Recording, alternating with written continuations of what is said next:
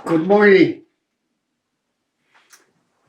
I hope you had a wonderful Thanksgiving. Due to the pandemic, our last year's Thanksgiving was very subdued. This year's Thanksgiving was also very low key. It is 12, the second Sunday of the month, which is Shotsuki Hoyo. In reviewing the Shotsuki Hoyo list, the Buddhist of Marin is a relatively young temple. The building that houses the Sangha was purchased in 1972, almost 50 years ago. So I'm presuming next year we'll have a big party. Prior to holding services in this building, the Sangha met in private homes or traveled by ferry to San Francisco, the Buddhist Church of San Francisco. And when the Gate Bridge was completed in 1937, members traveled by motor car to San Francisco Temple. On Shotsuki Hoyo, we honor the names of people who established the temple here. The pioneers thought it important to have a Dharma presence here in Marin. We're all grateful for their vision and dedication. This month and every month, the temple honors those visionaries. I had the privilege of meeting some of the founding members when I first started coming here. December, of course, marks the seminal event for Buddhism. December, Siddhartha Gautama achieved a spiritual breakthrough and became the Buddha, the enlightened one.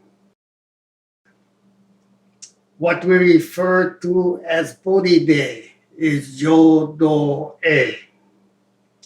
Bodhi Day does not capture the full meaning of Jodo-e. Jodo literally means achieving or realizing the way. A means assembly or gathering. Jodo, therefore, means the gathering that commemorates the enlightenment of Siddhartha Gautama. The expression Bodhi means enlightenment, but Jodo means not only enlightenment, but includes in this expression a transformation of Siddhartha Gautama's very being. The enlightenment revolutionized the basis for his existence and his life. Siddhartha Gautama achieved the way of the Dharma. I would like to devote the remainder of today's Dharma message reflecting on COP26, the climate change conference that was held in Glasgow, Scotland during the first weeks in November. But before turning to climate change, perhaps the defining issue of the 21st century. And since I will not be seeing you for the remainder of the year, I would like to review the past year.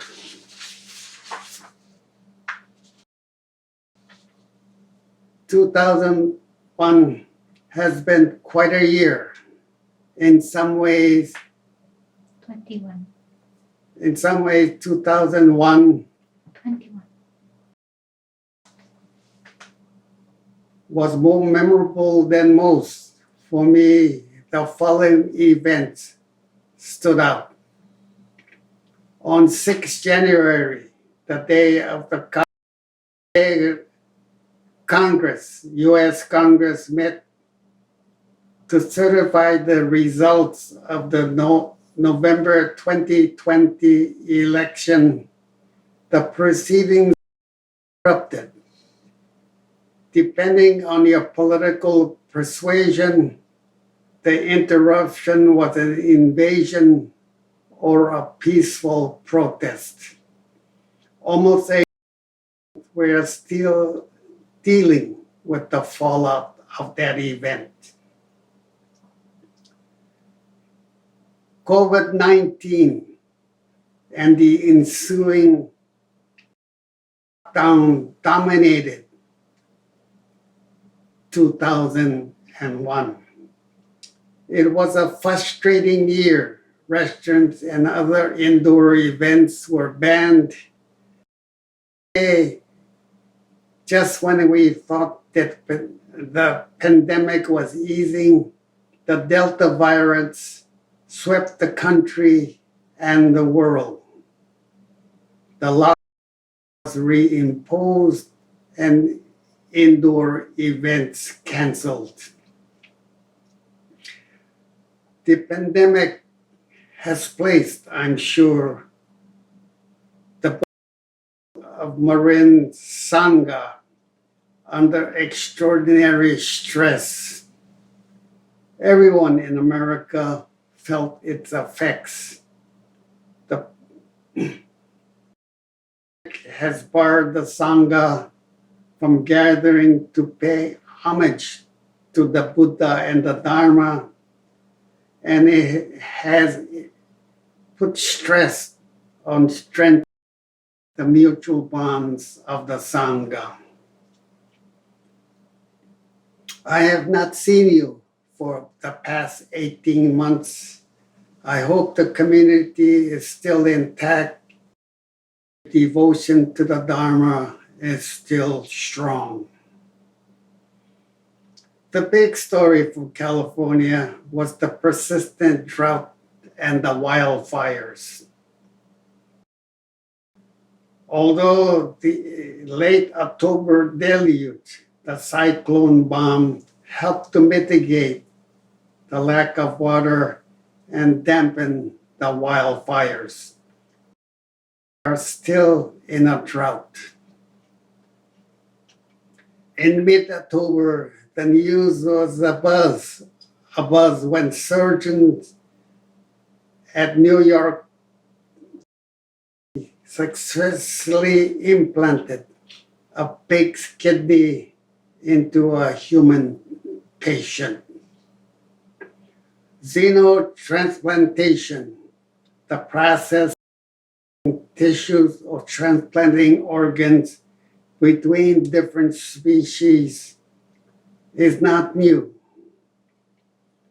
Physicians have routinely infused live cells, tissues, organs, and body fluids from non-human donors and organs that are grown outside of the human body. Heart valves, cornea, and pancreatic cells from pigs are routinely transplanted into humans. In 1980, surgeons at Loma Linda University Medical Center transplanted a baboon heart in an infant called Faye. There are other events to be sure,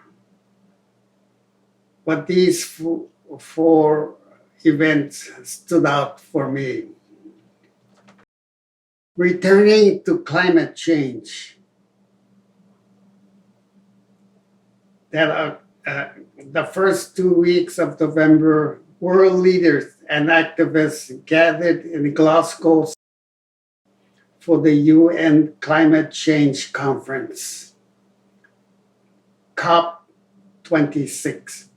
COP is an acronym for the Conference of Parties that the 1992 UN Framework Convention on Climate Change. COP26 is the 26th such. COP26 was postponed from last year due to the COVID-19 pandemic. The United Nations Framework Convention on Climate Change was established in the early 90s. The third COP conference took place in Kyoto in 1992. The Kyoto Protocols commits countries to reduce greenhouse emissions. The long-term goal of COP21, the 2016 Paris Agreement, is to keep the rise in the mean global temperature well below 2 degrees Celsius, 3.6 degrees Fahrenheit, above pre-industrial levels. Climate scientists have warned that we must limit the increase to 1.5 degrees centigrade, 2.7 degrees Fahrenheit. Beyond that, the Earth home would suffer irreparable harm. To prevent planetary catastrophe, emissions should be sharply reduced and reach net zero emissions by the middle of the 21st century. Although scientists have been dangers of climate change, the public and our political leaders have been slow to respond. I remember former Al Gore talking about it. He even published in 1992 a best-selling book, Earth in the Balance, warning of the danger of climate change.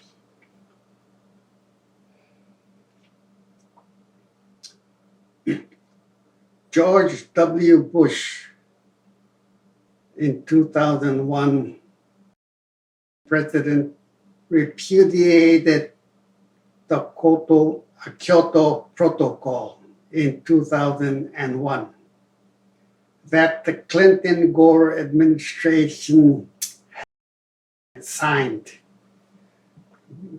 President Bush stated that he would not accept a plan that will harm our economy and hurt the American. The most prominent climate activist, Greta Thunberg, was yet to be born.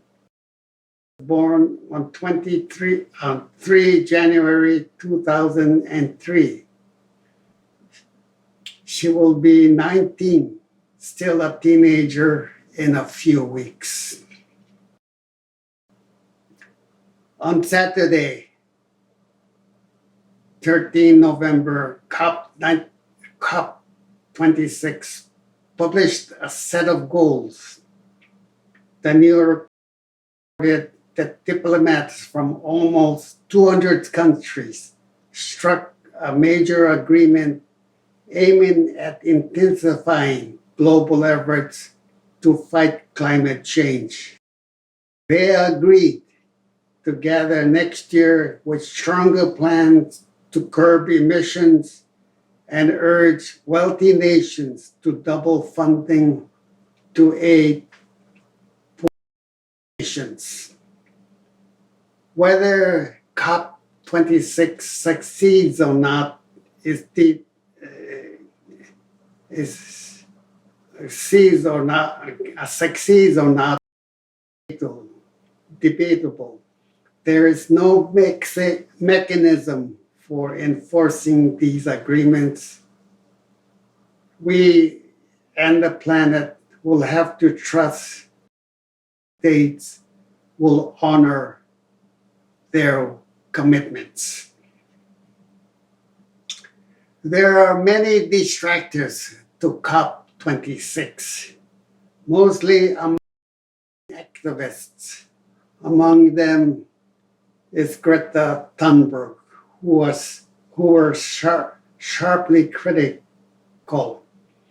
The estimated 100,000 who marched on 6 November felt that the leaders were all talk and have not taken strong enough measures. Their attitude is crystallized by the speech Greta Thunberg gave at an event for Friday Action in Glasgow. She called COP26 a PR exercise and a failure because we are refusing to take any drastic action. She went on to say that it should be obvious that we cannot solve the crisis with the same methods that got into there in the first place.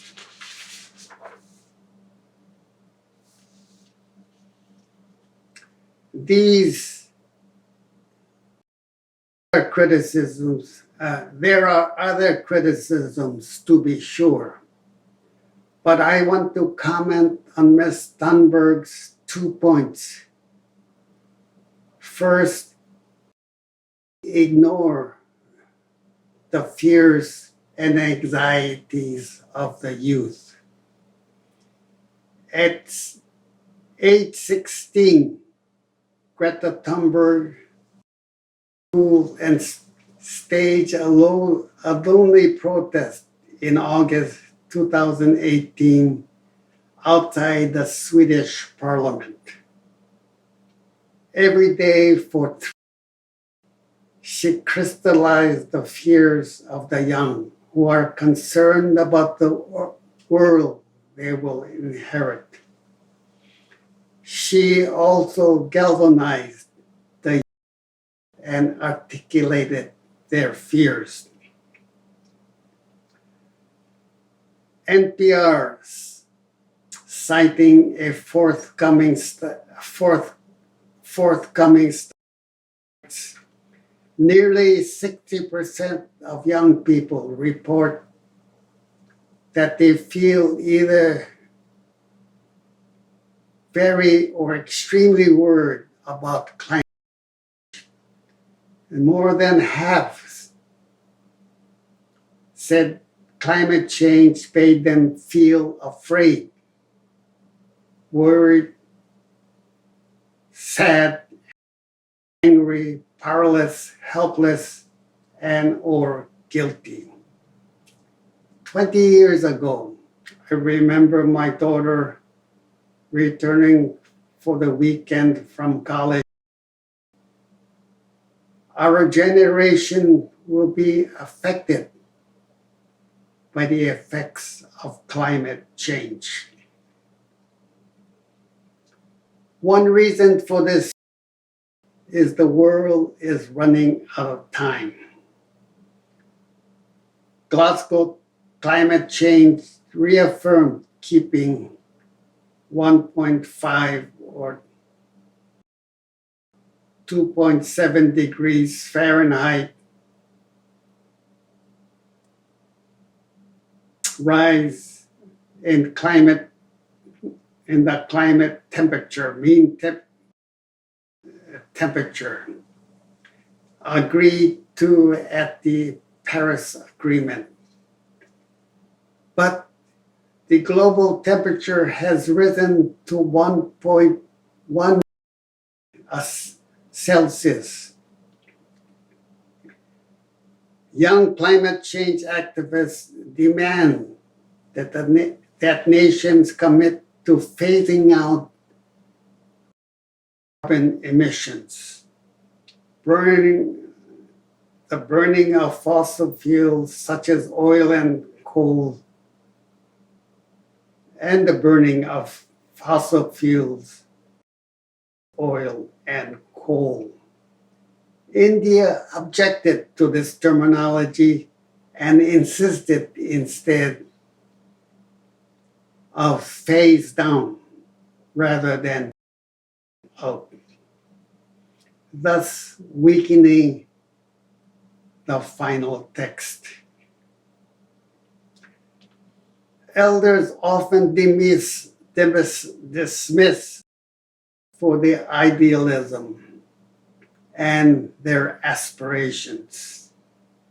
In the musical adaptation of Les Mis, for example, idealistic students barricade the streets of Paris, challenging the authorities for better treatment of the working poor. Everyone is killed by the government final assault, save for Marius, who Valjean drags to the sewers of Paris to save. The year was 1833, 50 years before the French Revolution.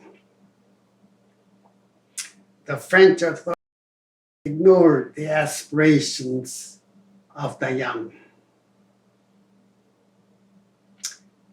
Often the ideals of youth foretell of what is to come. The young are fearful. They are fearful to bring children into the world, knowing that the world will be unsafe for their children.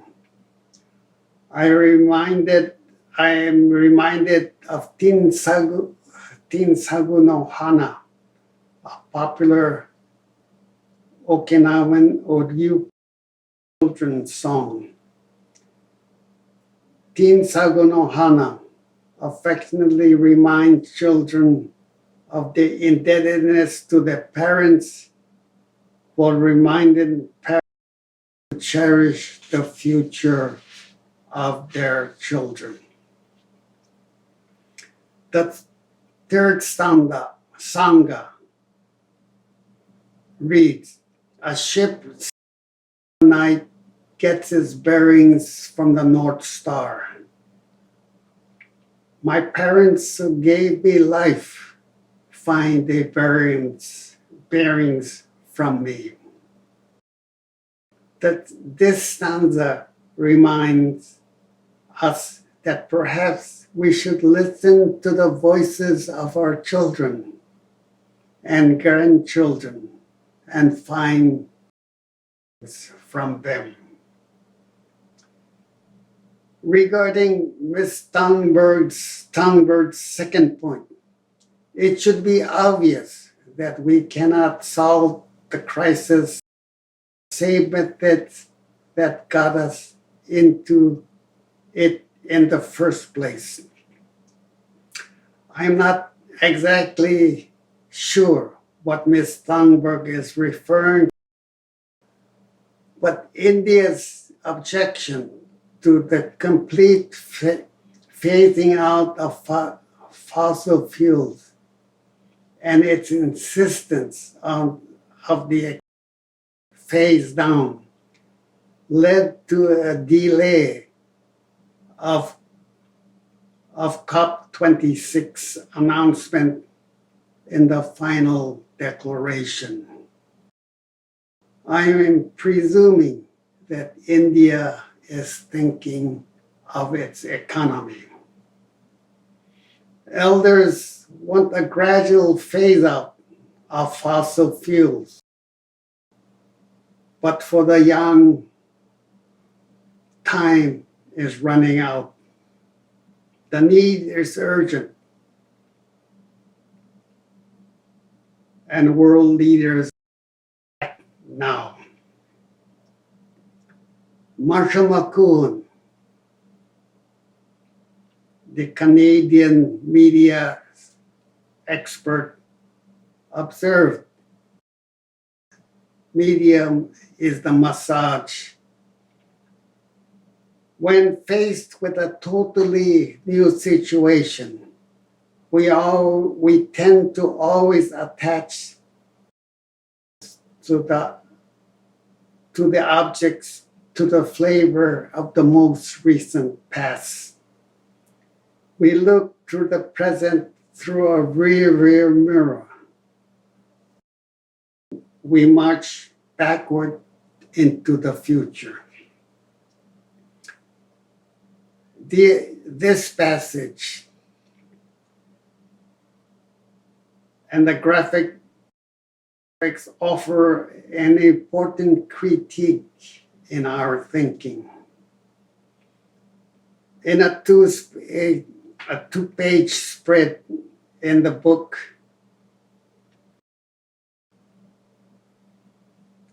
where the above passage is found, depicts a speeding car in what looks like to be a tunnel. In the rear mirror is a horses pulling a stagecoach. The juxtaposition of a stagecoach in the rear mirror perfectly captures the idea that we are creatures of habit. We understand new information, act to new situations with ideas that we are most comfortable with. We think and use methods that were once to deal with problems of the present. We react to new situations and only slowly, often gradually adjust. I am reminded of the use of cavalry during the onset of World War II. We have the foresight to anticipate and prepare for the future. Except for one passage in the Awakening of Faith, or 7th century text, I have not come across a concern for the environment in the early Buddhist texts. Documents describe an India lush with forests and clean rivers and streams. Planetary health is a modern man-made crisis begun with the Industrial Revolution. Today, Bihar and northward Kapilavastu, the homeland of Buddhism, is forest. The waters are polluted and the air toxic. The air quality index for New Delhi hovers 400. Severe impacted even healthy people. Modernity, recently globalization, challenged the Buddha Dharma in unprecedented ways. Advances in science and medical technology, including genetic engineering, pushes traditional boundaries of life. Our planetary home is at a tipping point. While wanting change is admirable, are easy to adjust to change. The young demand immediate policy and behavioral changes. Elders, the livers of government and industry, say we have more time. What insights does the Buddha offer? One of the tenets of Buddhism is that all things are transient. Buddhist scholasticism and education are trapped in old paradigms, making it difficult to venture beyond boundaries. Buddhism and its thinkers must seek new insights and formulate new applications for the Buddha's Dharma. I'm sorry to close the year on a dark note.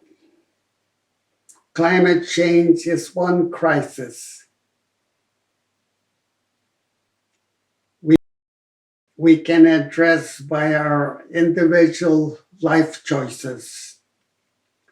Elders need to mitigate the fears and anxiety of our progeny. We need to lobby our leaders and take drastic action. We owe our children and our grandchildren at least much. In closing, I'd like to say that I hope you have a happy New Year. And New Year for the Japanese, time for renewal and optimism.